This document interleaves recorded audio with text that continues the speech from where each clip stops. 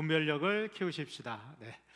오늘 우리 수요 저녁 예배 또 온라인으로 함께 예배하는 여러분들에게 하나님의 지혜와 은혜가 함께하기를 주님의 이름으로 축복합니다. 오늘은 우리 주만나 가정 예배 우리 분별력을 키우라라는 제목으로 우리 하나님 말씀 함께 상고해 보려고 합니다. 오늘 여러분들 영상으로 우리 하나님 말씀 읽었지만 오늘 본문 내용은 그렇습니다. 이제 그 다윗의 아들이었던 압살롬이 반역을 일으키게 되죠. 그래서 하루아침에 예루살렘을 쳐들어오게 되고 급한 마음에 다윗은 자신의 측근들만 데리고 피난길에 오르게 됩니다. 근데 이 피난길에 오를 때 다윗이 얼마나 급하게 나왔느냐, 신발도 제대로 신지 못하고, 그리고 그 자기의 후궁들은 그냥 예루살렘 성에 남겨두고 아주 그냥 급하게 지체하지 않고 피해서 피난길에 오르게 됩니다. 그런데 이 피난길을 나오면서 오늘 이제 본문에 보면 두 가지 사건이 소개가 되고 있어요. 하나는 시바라고 하는 원래 이제 이 다윗이 요나단의 아들 그 다리를 저는 이 무비보셋을 왕자의 직분으로 삼아서 회복시켜 주는데, 그 무비보셋을 섬기도록 그 사울 왕의 시중이었던 이 시바라고 하는 이 신하를 무비보셋에게 맡겼는데, 이 시바가 오늘 본문에 보니까 낙이 두 마리에다가 안장을 지우고 거기에 뭐 떡이랑 건포도랑 이런 먹을 음식들을 잔뜩 실어가지고 다윗을 찾아오게 되죠. 그래서 이 다윗에게 이 나귀하고 또 이 음식들을 지금 피난길에 오르는 이 다윗에게 제공을 하게 됩니다. 그런데 여기서 다윗이 실수를 하게 돼요. 왜냐하면 이 시바가 다윗에게 가져온 그 예물들을 통해서 처음에는 무슨 의도로 갖고 왔는지 이 다윗이 시바에게 묻게 되죠. 그런데 이 시바는 자기의 그 주군이었던 무비보셋이 이제 반역을 같이 동참하고 있고, 나는 이 다윗을 따르고 또 충실하게 당신을 돕기 위해서 왔다고 이렇게 얘기를 하게 됩니다. 그래서 오늘 본문에 보면 이 다윗이 어떻게 보면 이제 실수 아닌 실수를 하게 되고 이 분별력을 잃는 그런 모습이 소개가 되고 있습니다. 또 하나의 이제 이야기가 오늘 본문에서 소개가 되고 있는데, 그것은 바로 사울 족속. 사울이 바로 이 베냐민 족속의 지파의 사람이었기 때문에 다윗은 유다 족속이고, 그래서 이 베냐민 족속의 사울 왕의 친족 중에 시므이라고 하는 사람이 이 그 다윗 일행을 쫓아오면서 저주를 막 퍼붓습니다. 그리고 막 돌을 던지면서 아주 악담을 퍼붓죠. 너가 이렇게 피난길에 오르게 된 거 그건 하나님이 심판하시고 저주를 내려서 그렇다. 그러면서 막 돌을 던지면서 쫓아와요. 그때 이제 그 옆에 있었던 그 다윗의 부하죠, 아비새라고 하는 이 군대 장관이 그 시므이를 죽이려고 할 때 다윗이 그것을 제지하게 됩니다. 여기서는 또 다윗이 아주 탁월한 분별력으로 이 시므이가 하는 일들이 바로 하나님의 허락하신 일이라고 이야기하는 장면이 소개되고 있습니다. 오늘 이 내용을 통해서 여러분들 우리가 살아가다 보면 우리의 삶에 아주 다양한 그런 환경이 주어질 때도 있고, 또 여러 가지 사건이나 그리고 다양한 사람들이 우리에게 이렇게 다가올 때가 있어요. 그런데 우리가 그 모습을 통해서 정확하게 그 본 뜻과 의도를 파악할 때, 여러분들 이게 영적 분별력이죠. 분별력이 있을 때 우리가 실수하지 않고 하나님의 뜻을 온전히 행할 수 있게 되는 줄로 믿습니다. 자, 그래서 오늘은 이 다윗이 왜 그 분별력이 흐려져서 실수를 하게 되었는가, 그리고 이 다윗이 제대로 된 그러한 분별력을 갖고 그리고 자신에게 주어진 상황을 잘 헤쳐나갈 수 있었던 그 모습을 통해서 저와 여러분들도 하나님이 주시는 그런 영적 분별력으로 우리의 삶에서 하나님의 뜻을 잘 이루고 성취해 갈 수 있기를 주님의 이름으로 축복합니다. 첫 번째로 오늘 우리가 분별력을 키우기 위해서 주의 깊게 봐야 될 게 있어요. 그게 바로 뭐냐? 사실관계를 늘 확인하는 그런 습관을 가져야 된다는 거죠. 여러분 오늘 본문에 보면 이 다윗이 이 시바의 말에 그냥 한 번에 이렇게 홀딱 넘어가 버릴 수밖에 없었던 이유가 있어요. 오늘 3절에 보면 이 다윗 왕이 이 시바에게 이렇게 묻습니다. 주인의 아들이 어디에 있느냐 물어요. 이 주인의 아들이라는 것은 사울 왕의 아들, 사울 왕의 이 시바가 원래 섬겼던 사람이 요나단이거든요. 사울 왕의 시중이었고, 그래서 이 요나단의 아들인 무비보셋이 지금 어디 있느냐 이걸 물어보는 거예요. 그랬더니 이 시바가 이렇게 얘기하죠. 예루살렘에 있는데 그가 말하기를 이스라엘 족속이 오늘 내 아버지의 나라를 내게 돌리리라 이렇게 말하고 있다는 거예요. 이 말은 뭐냐면 무비보셋은 지금 예루살렘에 있고 지금 자기랑 같이 다윗을 따라서 피난길에 같이 동참하지 않았다는 거예요. 자기만 나귀하고 이 음식을 갖고 나왔다는 거죠. 왜 그러냐? 이 무비보셋이 지금 압살롬이 예루살렘에 반역을 일으켜서 쳐들어오니까 이제 이 무비보셋은 우리가 다윗에 의해서 빼앗겼던 이 사울 왕가를 이 압살롬이 이제 반역해서 쳐들어옴으로 인해서 백성들이 나를 왕으로 이제 다시 추대하게 되는 거예요. 왜냐하면 사울 왕의 후손 가운데 유일하게 살아남은 아들이 이 무비보셋 하나거든요. 그래서 무비보셋이 왕이 되려고 예루살렘에서 안 나오고 있습니다. 이렇게 이야기하는 거죠. 근데 다윗은 그냥 이 시바의 이 말을 어떻게 해요? 그냥 그대로 믿고 받아들였다는 거예요. 이게 진짜 사실인지 아닌지 확인도 안 해봤어요. 근데 여러분들 나중에 사무엘하 19장에 보면 이 다윗이 나중에 이제 압살롬과의 전쟁에서 승리하고 나서 압살롬이 죽고 난 다음에 예루살렘으로 돌아가게 됩니다. 돌아가자마자 제일 먼저 그 무비보셋을 불러가지고 물어요. 너는 내가 예루살렘에서 피난 올 때 왜 같이 오지 않았느냐? 그랬더니 사실인즉슨 어떻게 됐느냐? 이 무비보셋이 이 압살롬이 반역을 일으켜서 예루살렘에 쳐들어온다고 그러고 다윗 왕이 신하들과 함께 피난길에 올랐다는 소식을 듣고 어떻게 해요? 이 무비보셋이 자기 종이었던 이 시바를 불러요. 지금 다윗 왕이 피난길에 올랐으니까 우리도 거기 같이 가자. 그래서 빨리 나귀를 준비하고 음식들 거기에 필요한 것들 다 준비하라는 거야. 그런데 딱 준비가 끝나자마자 이제 나귀를 타고 가려고 딱 봤더니 이 무비보셋은 다리가 불편하잖아요. 다리를 저는 사람이었거든요. 그러니까 천천히 가는데 이 시바가 어떻게 했어요? 자기 주인이었던 무비보셋을 기다리지도 않고 그 나귀하고 음식을 자기가 싹 이끌고 간 거야. 쉽게 얘기해서 이 무비보셋을 갖다가 물먹인 거야. 그냥 내버려두고 기회는 이때다. 저 무비보셋이 지금 다리가 불편해서 늦게 나오니까 내가 이 모든 물건 가지고 가가지고 다윗 왕한테 잘 보여가지고 내가 원하는 거 다 얻어야 되겠다. 아주 얕은 수를 쓴 거죠. 그래서 이 무비보셋이 그 사실을 다윗에게 다 얘기하는 거예요. 그리고 심지어 이 시바가 자기에 대해서 모함했던 것들을 다윗에게 다 얘기를 해요. 그런데 이미 사실을 알았을 때는 때가 늦은 거예요. 그러니까 여러분들 이 다윗이 조금이라도 이 시바가 하는 얘기가 정말 사실인지 아닌지 누구에게? 무비보셋에게 한 번만 확인해 봤어도 금방 그게 거짓말이라는 게 밝혀지고 이렇게 다윗이 분별력을 가질 수 있었는데 다윗은 사실관계를 확인하지 않았다는 거예요. 여러분들 우리도 가끔 그런 경우 있잖아요.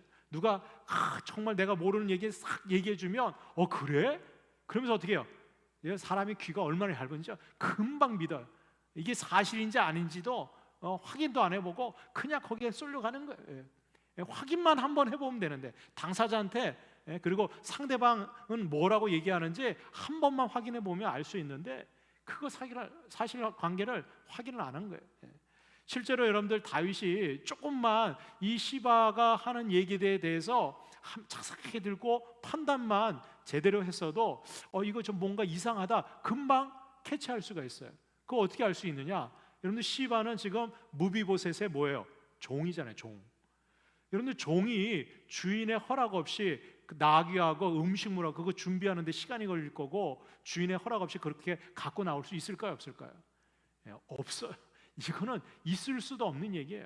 그러니까 처음에 다윗도 이 시바가 그런 나귀 2마리에다가 안장을 지어가지고 음식들을 갖고 왔을 때 너 무슨 뜻으로 이거 가져왔느냐? 처음에는 다윗도 의아스럽게 생각했거든요. 왜냐하면 무비보셋은 같이 오지 않고 이 시바만 와서 이 음식을 먹으라고 하니까 이상한데 처음에는 그렇게 생각했어요. 다윗도. 그런데 그 사실 이 시바가 하는 얘기만 듣고 그냥 다윗이 어떻게 해요? 그냥 판단 내린 거예요. 여러분들 우리가 정말 제대로 된 분별력을 갖고 실수하지 않기 위해서는요, 여러분들 사실관계가 어떤지, 그 말하는 사람이 정말 신뢰할 만한 사람인지 이걸 봐야 돼요. 여러분들 평소에 이 시바라고 하는 사람은 사울 왕 때 그 시중으로서 충실한 사람이었어요. 그러나 그가 이 다윗이 왕이 되고 난 다음에 그 모든 사울 왕의 그 재산들을 누가 다 갖고 있었느냐? 이 시바가 갖고 있었거든요. 그래서 다윗이 야, 요나단의 아들이 혹시 살아있는 자손들이 있는지 찾아봐라. 그래서 찾아온 게 무비보셋이거든요. 그러니까 여러분들 시바는요, 이 무비보셋이 다리를 절고 장애인이 돼서 다른 집에 이렇게 있다는 거 알면서도 전혀 도와주지 않았던 사람이 시바거든요. 그래서 다윗이 명령을 내린 거예요. 너는 이제부터 너의 모든 재산을 갖고 땅을 일구고, 그리고 수익이 생기면 그거 갖고 무비보셋을 다 먹여 살려라. 그리고 사울 왕에게 속해 있는 모든 재산을 누구에게 줬어요? 무비보셋에게 준 거거든요. 그러니까 다윗이 조금만 신중하게 판단하고 생각했어도 이 시바가 하는 얘기가 이게 거짓말이구나 금방 알아챌 수 있었는데, 이 다윗은 사실관계를 확인도 못한 거예요. 물론 그가 지금 피난길이고 지금 뭐 예루살렘에 돌아가서 무비보셋을 만날 수 있는 그런 상황이 아니었기 때문에 이 다윗은, 그리고 지금 자기 눈앞에 정말 필요한 음식들을 시바가 갖고 오니까 눈에 보이는 것을 그대로 믿은 거예요. 근데 여러분들 눈에 보이는 거, 또 나에게 들리는 거, 그게 사실이라고 생각하면 안 돼요. 우리는 정말 내가 보는 거, 나에게 들리는 것이 진짜 사실인지 아닌지 어떻게 해요? 확인해 보는 습관을 가질 필요가 있다는 거예요. 여러분들, 오늘도 우리가 살아가면서 때때로 내가 정말 중요한 결정과 판단을 할 때는 여러분들 여러 사람을 많이 만나볼 필요가 있어요. 그리고 거기 이해관계에 있는 사람들을 이렇게 점검하고 확인해 보면 그렇잖아요. 금방 이게 정말 어떤 것인지 그 의미와 뜻을 분명하게 찾게 될 수 있게 될 줄로 믿습니다. 두 번째로 우리가 분별력을 키우려면요, 너무 성급하게 조급하게 결정 내려서는 안 된다는 거예요. 여러분, 오늘 4절에 보면 이 시바가 무비보셋에 대해서 음해를 하고, 그리고 이 모든 것은 시바가 자기 뜻대로 가져왔다 이렇게 얘기하니까 이 다윗이 어떻게 해요? 그냥 해도 하지 말아야 될 말까지도 이 다윗이 해요. 뭐라고 얘기하느냐? 시바에게 이르되 무비보셋에게 있는 것이 다 내 것이야 이렇게 얘기해요. 이게 뭔 말입니까? 이게 지금 이제 다윗은요, 감정이 화가 나는 거예요. 야, 무비보셋, 야, 내가 요나단의 아들이라고 해서 내 친구 요나단을 생각해서 그 다리 저는 무비보셋을 데려다가 말이죠, 사울 왕의 모든 재산들을 다 허락해주고, 그리고 그를 자기의 아들 왕자와 같이 자기 식탁에서 매일같이 식사를 할 수 있도록 다윗이 배려를 해줬거든요. 그러니까 무비보셋은 다윗에게 엄청난 은혜를 입은 사람이에요. 그런데 괘씸한 거예요. 이 다윗이 이 감정이 화가 나고 괘씸하니까 어떻게 해요? 이게 눈에 보이는 게 없는 거예요. 제대로 판단을 못하는 거예요. 그러니까 어떻게 해요? 성급하게 그냥 야, 무비보셋의 모든 재산 시바 너가 다 가져. 거기서 그냥 얘기해 버리는 거예요.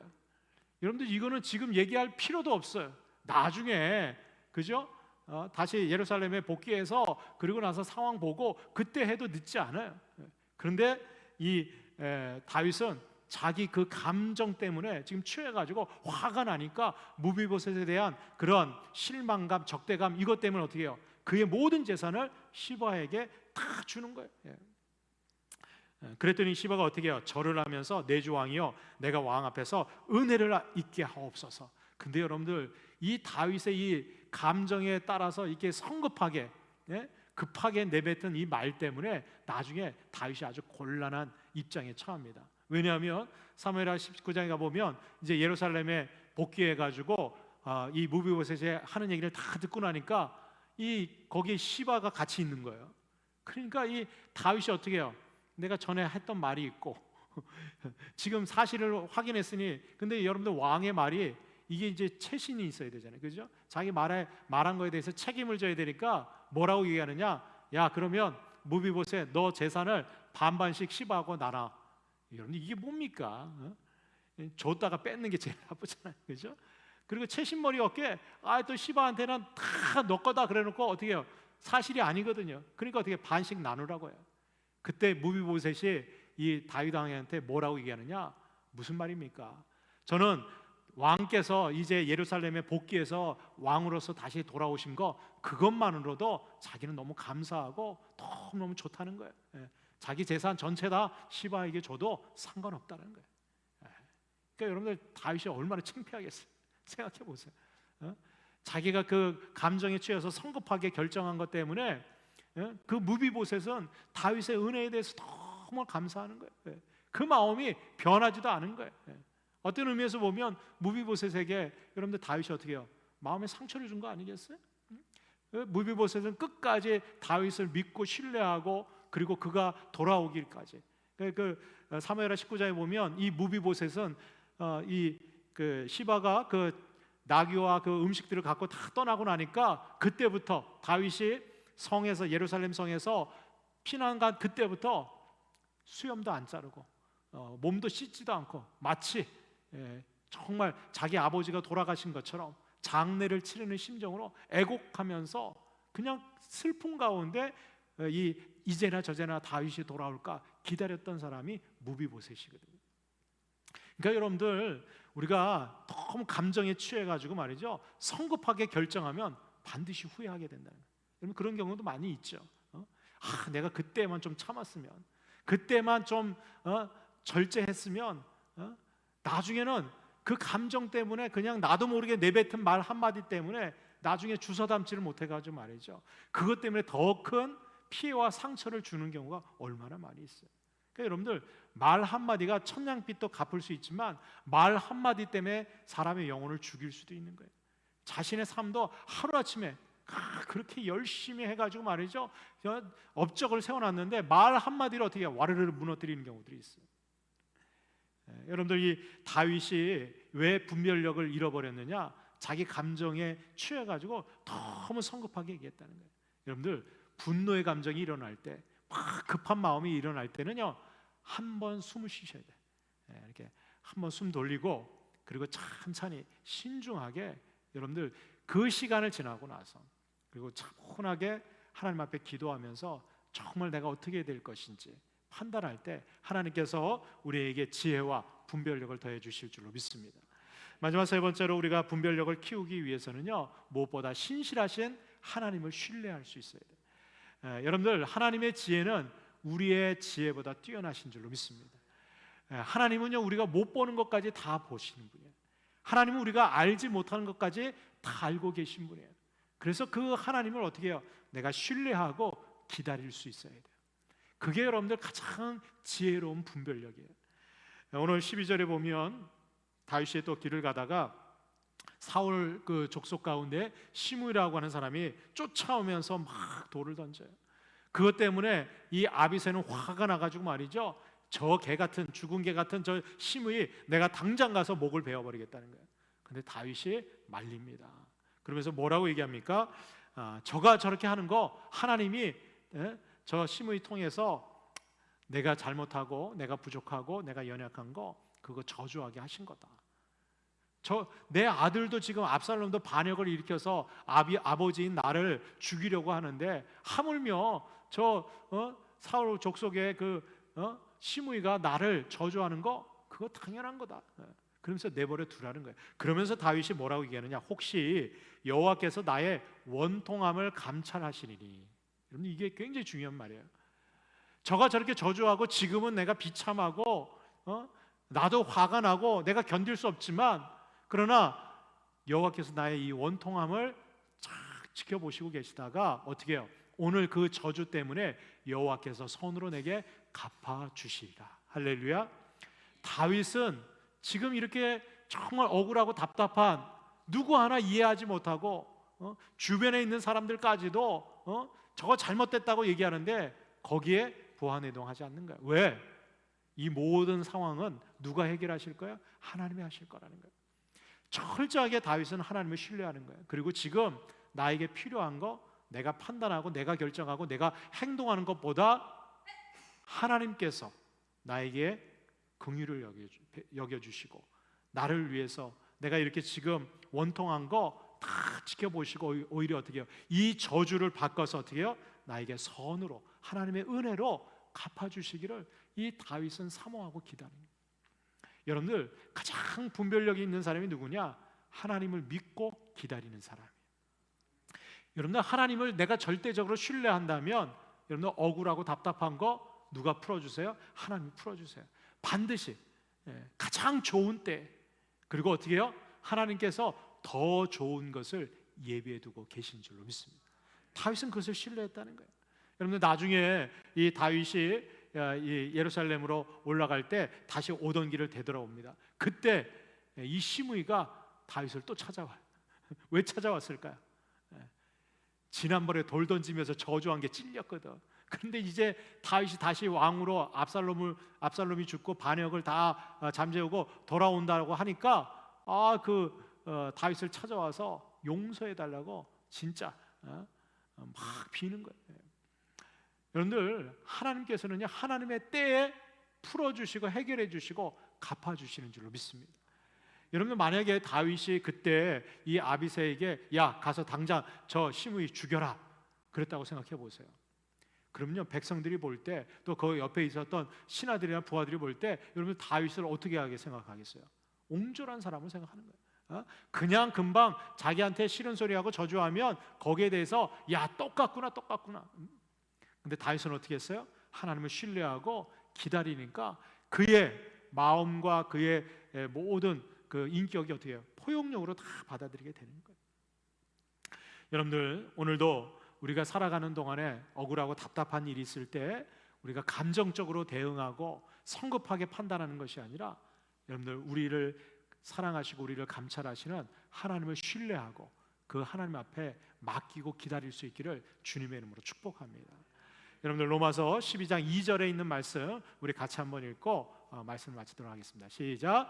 너희는 이 세대를 본받지 말고 오직 마음을 새롭게 함으로 변화를 받아 하나님의 선하시고 기뻐하시고 온전한 뜻이 무엇인지 분별하도록 하라. 아멘.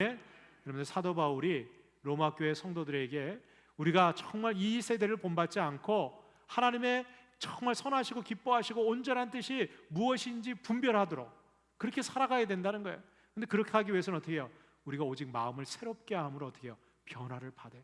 이게 먼저 내가 새롭게 되고 변화가 되어져야지 하나님의 뜻을 분별할 수 있게 되는 거예요.